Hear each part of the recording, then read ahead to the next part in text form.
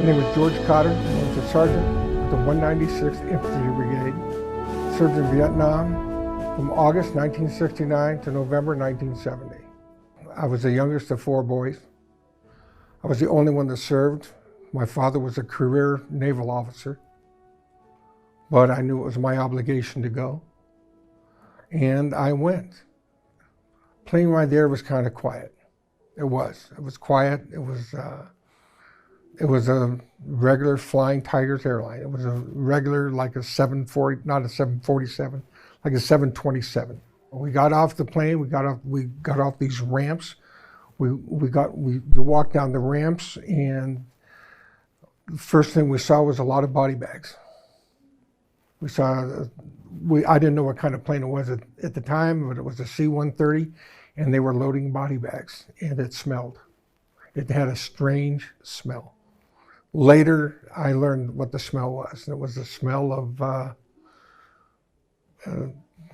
death. We got in a firefight. We were getting mortars, small arms fire.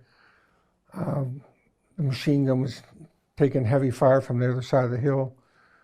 I was running ammo over to it, and then somebody looked at me and said, "Jesus Christ, Cotter, you got hit."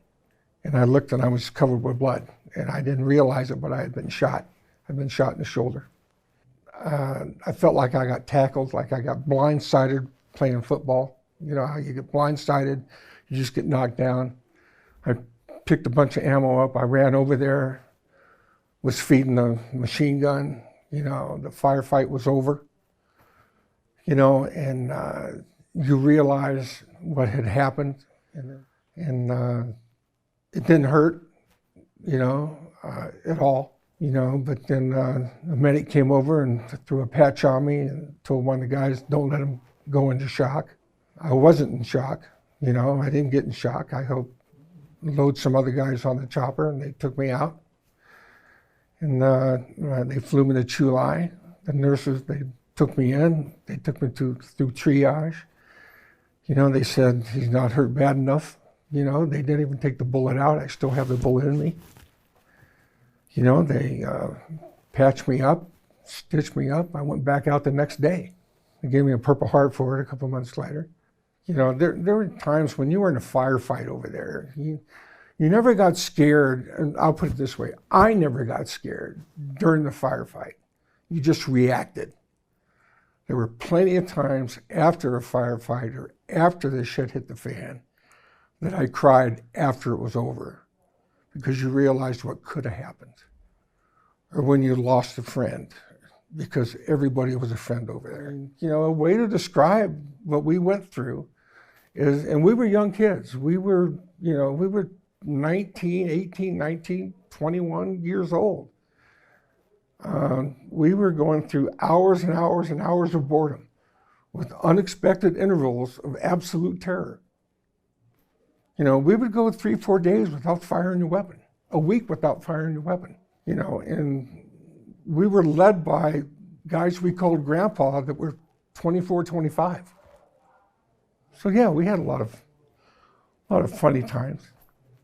Biggest misconception, personally, that they thought that we knew what we were fighting for. I don't think the guys over there knew what we were fighting for.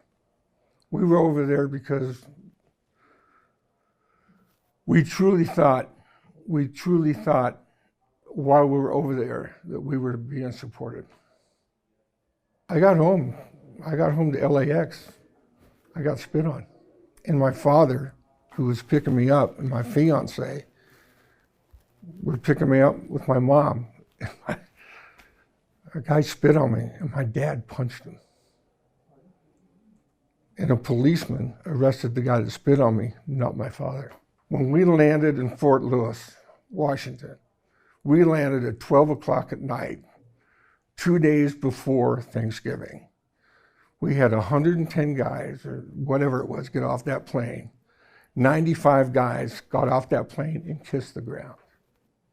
Pure joy, like, you know, wow, you know, you can't describe that. It's like something you've worked for, you know, like, it's that instant joy, that instant joy.